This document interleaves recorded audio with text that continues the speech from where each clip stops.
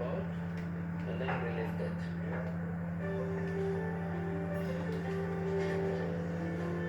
Finally, the boat comes out of the water.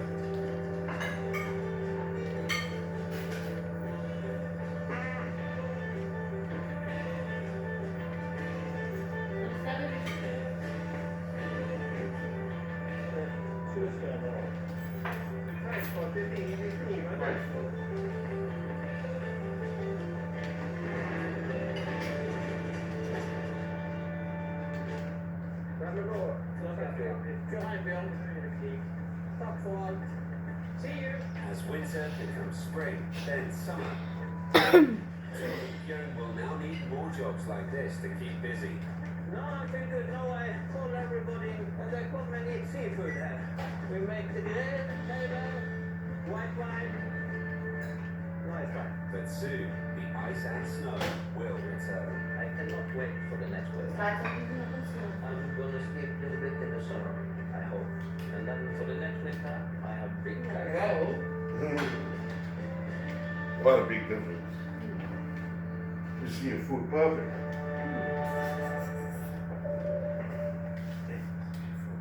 They take one of the harshest environments into a hole.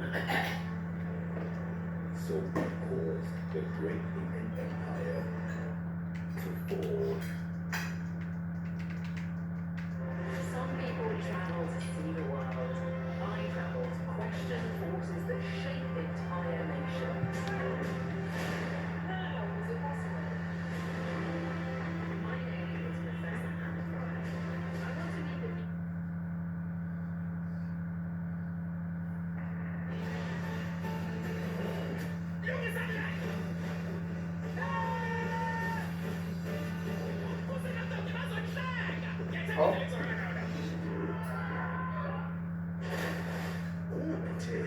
Shrek 4 Forever Yen. Or 8 p.m. Oh, time to get back just in time. You better watch it. That's the day we get back. How? By movies on DSTV, channel 113. A homemade Christmas, a playing Christmas, a traveling and going, making, I doggy. a time to explore, stuffing more Christmas, a sizzling, searing, happy face cheering Christmas, for him, her, them, and us. There's only one Christmas. Festival Lifestyle starts Monday the 15th of December. Lifestyle. This is luxury West Coast living, where paradise doesn't cost the earth, and every choice pays off, right now and tomorrow. People care about the environment. I think they've got a different mindset. Luxury has a new postcode. Green, it is absolutely perfect. Yeah, I love it. Realistic Coastal South Africa, Wednesday at 8 p.m. Rescreens Thursday at 5 p.m. on BBC Lifestyle.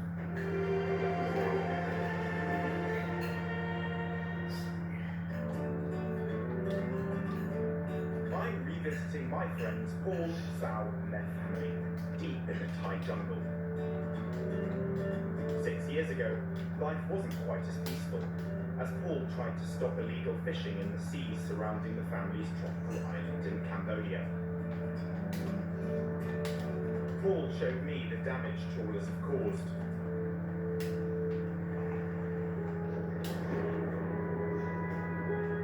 Trawling in depths of 20 meters or below is illegal. The shallows off Paul's Island had been turned into a desert landscape by the dredging nets. But even in the worst hit areas, seasoned diver Paul could find life.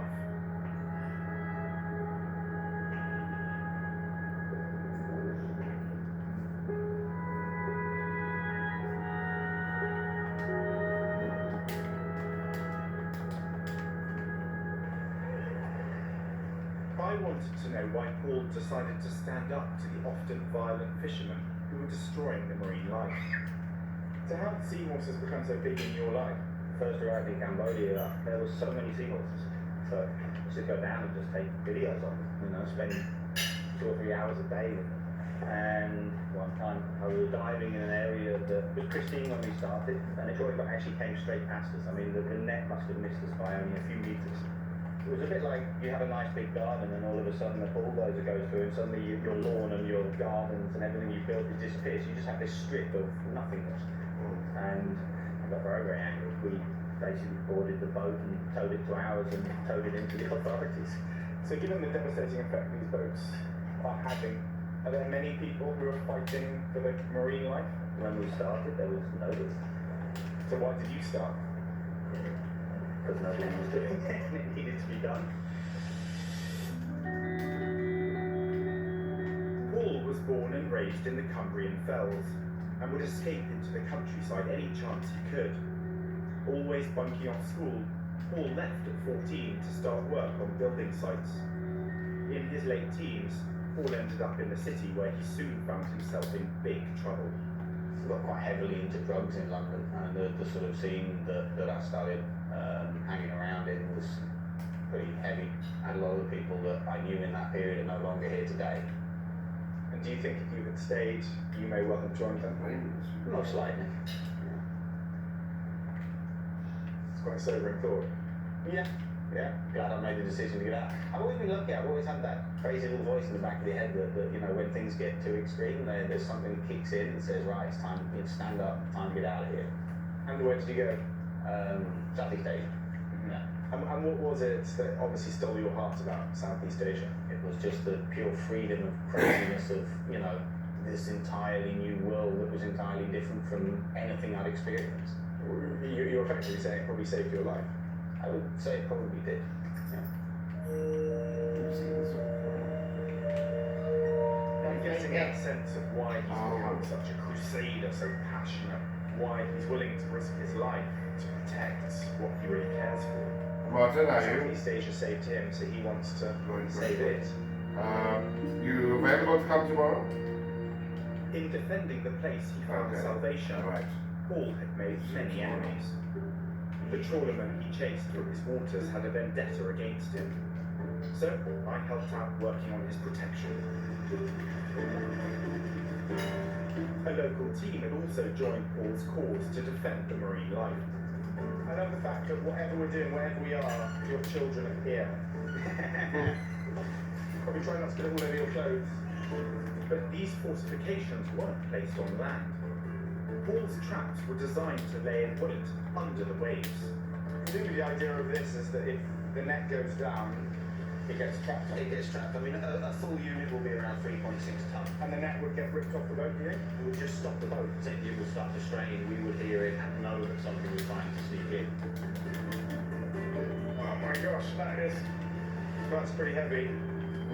I helped Paul set 12 anti-trawling blocks out in the bay. Each weighed over 150 kilos, so it was all hands on deck. Okay, watch my toes. Hey, 1, 2, 3. Push. Woo! Did you get wet?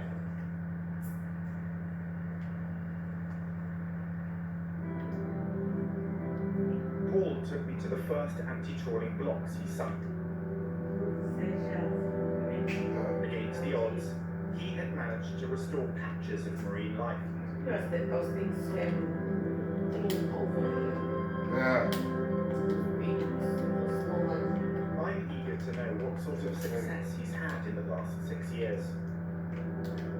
It's going really, really well. It was a big worry at the beginning, but now the block structures that we put in have really made a massive difference. We've got 2,000 hectares of seagrass regrowth. We've got dolphins, we've got dugongs. It's beyond belief the results that these blocks are actually attaining. I've got some drone footage here of the dolphins. Oh, look at that, how beautiful. That must be such a good sign to see dolphins. Yeah, I mean, we've been doing the dolphin studies since 2016. So, and we've seen an increase in the numbers, and we're seeing juveniles, calves. Speaks for itself. And so there's some happy dolphins. Really happy. I really didn't expect the ocean to come back quite as fast as it did. It's beautiful. Yeah.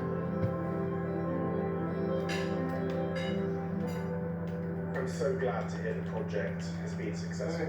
Amazing that he's already seeing so many profound changes in such a short amount of time. It's only been 6 years, and in conservation terms, that's nothing.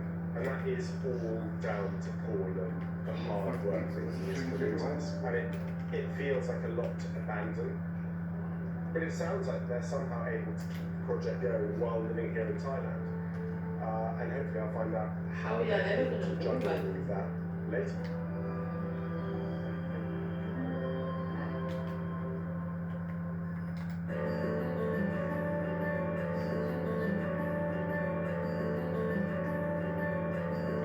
My first shower on the island, rainwater.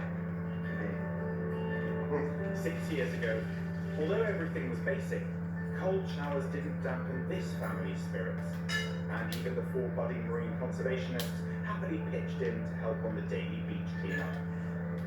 I suppose this is their equivalent to going to a toy shop and stuff they can play with. You know, they make art projects from it. Well, you know, I think that one's good for your heart. Look at that. Non-stop. Oh, it's good there. But Paul could never let his guard down. While we cleared the rubbish, on the other side of the island, trawlers from Vietnam attempted an ambush. But his team was always on standby to chase them off. Are you running already? As we were coming down the pier, they'll have somebody watching, they know we're coming onto the boat, and they see the two now as they run, smoke blowing. Catching, then confiscating the trawlers' illegal fishing gear before they reached the Vietnamese border was a dangerous challenge for the overstretched Cambodian authorities.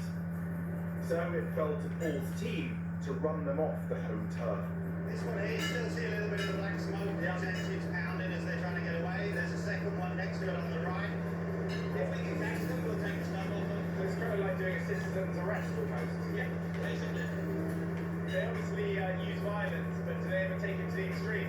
There's been quite a few deaths, to be honest, over the last 10 years. There was a fishery officer, came in Greek, they hit him over the head with a hammer. There was another one shot. So this is the actual border pretty much here? Yeah. One ran round this way as we were coming out, so we'll go and see if he's actually got back to Vietnam or he's tried to hide behind the island. Have you ever accidentally strayed into Vietnamese waters? We got caught one time in a net trawling net and they tried to drag us back to Vietnam. He's stuck in the net. Yeah, he seems like it. We were jumping So it under. must be close to critical. So I just you mentioned Vietnam. Does it not ever worry you? They like time. There's quite a lot at stake when you're here with your family. There's so many of them out there. There's obviously a lot of money in it for them.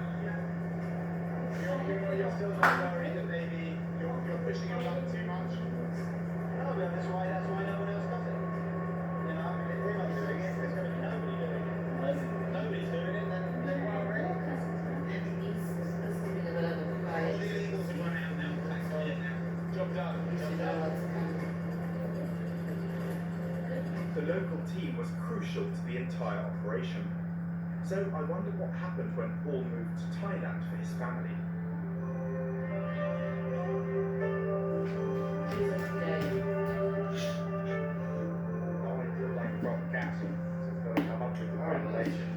What you going to All the way have? round. How much more have you got to do up here? Not so much. There's just a back wall really up to the right height. Should we get some of these stones over? Yeah, we've got a few left over here. So you want these over to that unfinished